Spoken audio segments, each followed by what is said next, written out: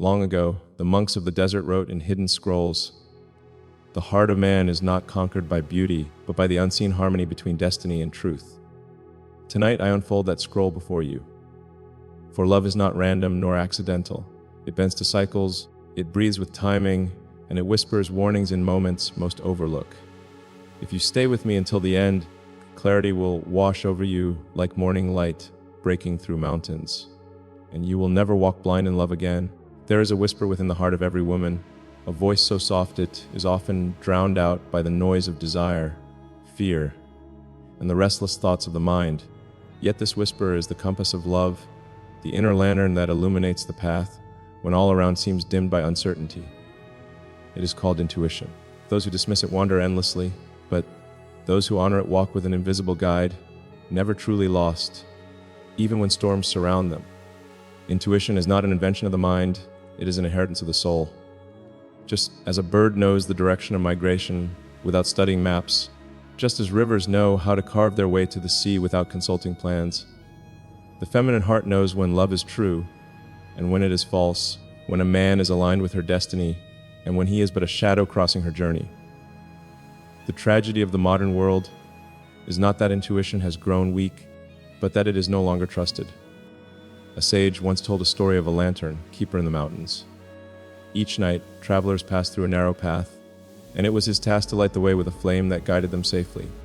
One evening, heavy winds blew, and the flame dimmed until it was almost invisible.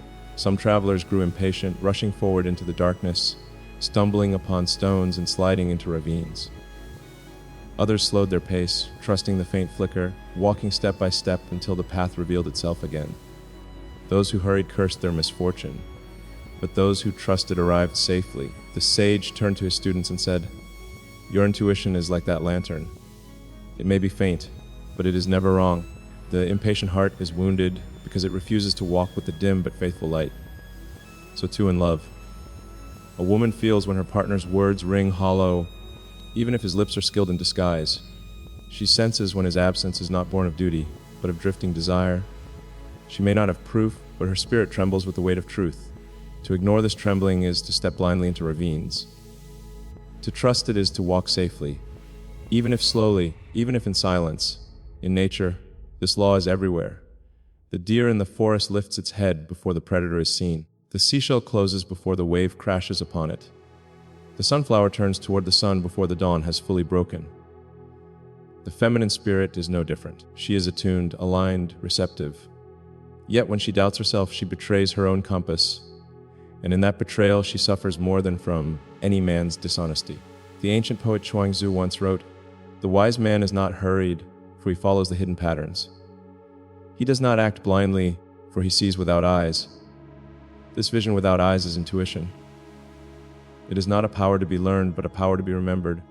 There are sacred windows in the month when this inner compass grows sharper, when a woman's perception pierces through layers of illusion. Between the 9th and the 12th, the air itself carries whispers of clarity. It is as if the veil between heart and truth thins, and the wise woman feels more deeply what is real and what is false. Some call these coincidences, the monks call them portals. To dismiss them is to miss the chance to align with love's deeper current. Picture a woman waiting for a message that never arrives. On the 10th night, she dreams of a door closing. The next morning, she awakens heavy-hearted, though she knows not why. By the 11th, truth surfaces. The man she loved has chosen another path. Was it despair? Or was it divine mercy whispering in her dreams, preparing her heart before the blow? Intuition is both shield and map. It cannot always prevent pain, but it softens the fall like moss beneath a tree when a branch breaks. And yet, intuition is not only for warnings, it is also for recognition. When a man of destiny appears, the woman's spirit stirs as if it has known him for lifetimes. This recognition is not loud, not frantic, not a firework. It is quiet, steady, like water meeting water. It is the sense that no effort is required, for the connection is already written. The heart sighs, "Here is one I do not need to chase." But intuition without trust is like wings without flight. A woman may feel the truth and still deny it, out of fear, out of attachment, out of the noise of voices around her. To trust intuition is to honor the divine within. To doubt it is to wander far from one's own soul. Just as the first key is heard within, the second key appears in the skies above, the sacred windows of time and their hidden meanings. For destiny does not move in straight lines, but in circles, spirals, and tides. Some days open the door of closeness, others close it to test faith. To understand this rhythm is to find peace even in storms. There was once a disciple who asked his master, "Why does love come and go like the moon? Why does it not remain bright always?" The master led him to the ocean and said, "Tell me, do the waves move against you or for you?" The disciple replied, "They move both ways, they rise, they fall." The master smiled, and yet without this motion, there would be no life in the sea. Love too must ebb and flow, else it becomes stagnant and dies. This is why between the 15th and 17th of each month, shadows often rise. Arguments ignite, silences deepen, distance grows heavy. These are not punishments, but refinements. The fire that burns away illusions so that only truth remains. A man tested during these days may withdraw, but his return after the 21st is the sign that destiny holds him near. If he does not return, then the shadows have done their work, they have revealed what was never meant to endure. In daily life, these cycles can be seen everywhere. Farmers know that seeds must fall into darkness before breaking into light. The sky knows it must grow stormy before returning to blue. Lovers, too, must sometimes pass through silence to rediscover words, through absence to rediscover closeness. A relationship without these cycles is like a sky without clouds. Beautiful for a time, but without rain, the soil cracks and life withers. Heraclitus, the philosopher of flux, once said, "The hidden harmony is better than the obvious." The hidden harmony of love is found in these sacred windows, moments that look like endings, but are in truth beginnings. The woman who fears them panics and clings. The woman who understands them breathes and allows the tide to pass. Knowing the sea always returns to kiss the shore. Between the 21st and 22nd, a brighter current flows. Hearts that wandered return. Words of reunion carry more weight. It is as if the universe opens a gate, and those meant to walk together are drawn back as iron to magnet. Many dismiss this as chance, but those who have eyes of spirit see it as design. The wise woman does not chase this reunion. She prepares her heart in stillness, so that when it arrives, she may receive it without fear or bitterness. Imagine two birds migrating across continents. They separate in storms, each flying in different winds. For a time, it seems they are lost to one another, but the same current of the earth draws them back to the same branch, the same tree, the same sunrise. So too with love aligned by destiny. Distance may come, silence may come, even loss may come, but what is written cannot be erased. And so, intuition is the compass and sacred time is the map. Together they weave the invisible path of love.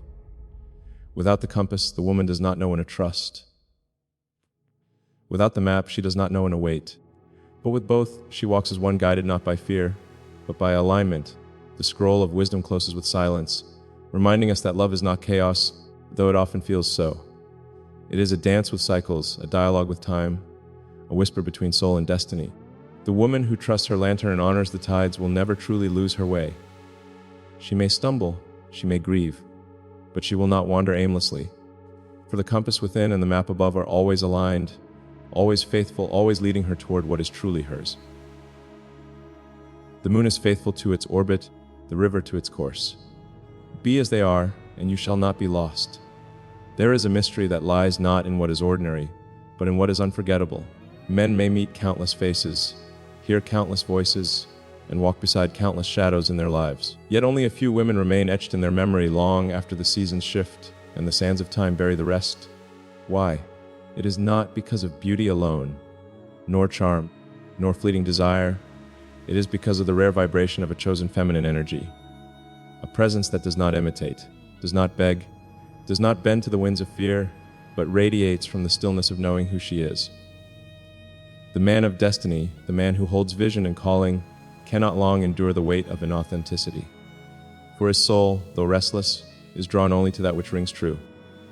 He may be surrounded by admirers, but he remembers the one who stood as the mountain remembers the sky, firm, silent, undeniable. This is the feminine energy that becomes unforgettable, not because she chases, but because she embodies the essence of gravity. A monk once told the story of a candle in a storm. Many lights flickered and died when the winds howled, but one flame burned steadily. not because it fought the wind, but because it was sheltered in a vessel of clay, strong and grounded. The world, the monk said, is full of women who burn brightly for a moment, but only she who is sheltered in her own strength endures. And the man who walks by that light never forgets its warmth. In daily life, we see this truth reflected in nature. The river flows to the sea, but it does not cling to the stones it passes. It continues, steady in its direction, trusting its own current. Likewise, the tree does not chase the birds that leave its branches, but when they return it is there, unshaken, offering shade once again. A woman who trusts her essence in this way, who stands rooted in self-respect, becomes the one who lingers in a man's memory when others fade. The philosopher Plotinus once wrote, "Beauty is not in the face, but in the presence of the soul." This presence cannot be mimicked, nor forced. It arises from the inner alignment of a woman who honors her worth, who carries herself as one chosen by destiny, not by chance. She does not need to demand devotion. She becomes devotion itself, and devotion finds her. But the path of love is not one of constancy alone. Just as rivers rise and fall, just as seasons turn from warmth to cold and back again, relationships move through cycles of closeness, distance, and reunion. To fear these cycles is to misunderstand the very rhythm of love. To embrace them is to become free. Imagine two travelers walking side by side. Sometimes their steps are in harmony, their breath in unison, their laughter spilling easily. Then one slows to admire a flower by the road, while the other continues ahead. For a moment, distance appears. Yet in time, the one ahead pauses and waits, and the one behind quickens their step until again they walk together. Such is the natural rhythm of love, closeness, distance, reunion. Neither is proof of failure, neither is proof of betrayal. They are the breath of the relationship, the inhaling and exhaling of the heart. A Zen story tells of a student who asked his master why his beloved often pulled away, then returned again. The master took him to a pond and showed him a lotus flower. "Do you see how it opens in the morning and closes at night?" He asked. "Does the closing mean it no longer blooms? Does the opening mean it will never close again?" Both are true, both are needed. Love, too, opens and closes. The wise do not panic in the night, for they know the morning will come. In life, this rhythm can be seen in countless ways. Parents and children, deeply bonded, still move through phases of distance and reunion. Friends may drift for years, then meet again as if no time had passed. Even the sun and the earth are not fixed in one distance, but move in cycles, sometimes nearer, sometimes farther, yet bound together by gravity that cannot be broken. So it is with the masculine heart. Between the 5th and 8th of the month, warmth often returns, words flow more easily, hearts lean closer. Between the 13th and 17th, shadows may rise, silence may grow heavy, doubts may test the bond. But when the 21st dawns, reunion often appears, like spring breaking through the last frost. A woman who understands these cycles does not collapse in despair when distance comes, nor does she cling with fear when closeness feels threatened. She knows winter is not the end, but a pause before renewal. Marcus Aurelius once wrote, "Observe constantly that all things take place by change, and accustom yourself to consider that the nature of the universe loves nothing so much as to change." Love too loves change, and when resisted, it brings suffering, but when embraced, it becomes a dance of depth and renewal. To embody unforgettable presence and to honor the rhythm of cycles is to live in harmony with the sacred design of love. These are not lessons of possession, but of alignment. They teach us that love is not a cage to hold another, but a current that flows between souls, sometimes near, sometimes far, but always purposeful. When a woman embodies her true essence, she becomes the mountain. When she honors the cycles of closeness and distance, she becomes the river. And when mountain and river meet, eternity remembers their union. The scroll whispers softly now, as if turning its own pages in silence. The lesson moves from presence into rhythm, from the flame that endures to the tide that returns, and it leaves us with stillness, a knowing that love is not chaos, but pattern, not chance, but design. Those who cling suffer, those who trust flow. And in this flowing, they find not only each other, but themselves. The ocean is vast because it yields to the rivers. The sky is endless because it welcomes the winds. Love is eternal because it allows both closeness and distance. There are seasons of love when the skies are clear and the river runs smooth, yet there are also times when clouds gather and silence descends. when words spoken are misunderstood, and doors seem to close with no warning. These moments feel like rejection, like loss, like being cast away into a wilderness of doubt. Yet often, what appears as rejection is but a hidden test, and what arrives as delay is but the hand of destiny moving slower than your desire. The wise do not curse these shadows, for they know the universe disguises its greatest teachings in the cloak of disappointment. A master once told his disciple a story of a man who planted bamboo. For 4 years he watered the soil and saw nothing. Each day he doubted. His neighbors laughed at his patience. But in the 5th year, the bamboo shot upward, rising 60 feet in a single season. The master asked, "Did the bamboo grow in 1 season, or in 5 years?" The disciple replied, "In 5." And the master said, "So it is with love. The delays, the silences, the waiting, these are not empty years. They are the unseen roots preparing for strength." So too in relationships. When a partner withdraws, when words do not come, when distance feels like abandonment, it may be a shadow meant to refine both hearts. Sometimes the delay is protection, sparing you from a storm you cannot yet endure. Sometimes the rejection is a mirror, forcing you to see the parts of yourself that still cling to illusion. And sometimes the door closing is not final. It is merely guiding you to knock on the door that was always meant to open. Consider nature. The caterpillar may think it has been rejected by the world when it enters the cocoon, wrapped in darkness, movement restricted, surrounded by silence. Yet in truth, it is not punishment, but transformation. Without the darkness, there is no butterfly. Without the pause, there is no flight. In this way, rejection and delay are not enemies of love, they are its guardians, shaping the soul for the union that is yet to come. The Persian mystic Attar once wrote, "The wound is the place where the light enters you." When love wounds you through delay or rejection, it is not the end, but the entry of light, if you dare to look deeper. But love does not leave us wandering only among shadows. For within its cycles and its tests lies a divine blueprint, a hidden architecture more ancient than the stars. To align with this blueprint is to walk not in confusion, but in presence. The blueprint of soulful union is not about possession nor about control, but about resonance. Just as 2 strings tuned to the same note will vibrate together even if struck apart, so too do 2 souls destined for union find harmony across distance, across silence, across time. Presence becomes the bridge, and words, spoken with truth, become the stones laid upon that bridge. There is a parable of 2 monks who walked beside a river. One carried a vessel of clay, the other carried nothing. When they reached the far bank, the vessel was cracked and empty, while the monk with empty hands cupped the river and drank deeply. The master who told this story explained, "Love held with fear and possession cracks and becomes empty. But love received in presence is always full, for the river flows endlessly." In daily life, this truth becomes visible in the quiet moments, the way 2 lovers sit in silence yet feel complete. The way one word spoken at the right moment carries more weight than 1,000 promises. The way a hand placed gently upon another's shoulder can restore faith more deeply than hours of argument.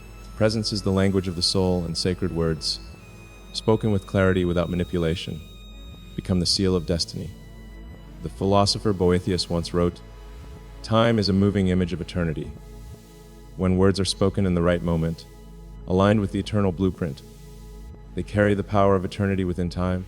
A simple, "I see you," or "I am with you," can alter the course of a relationship forever, for such words do not come from the lips alone, but from the soul aligned with truth.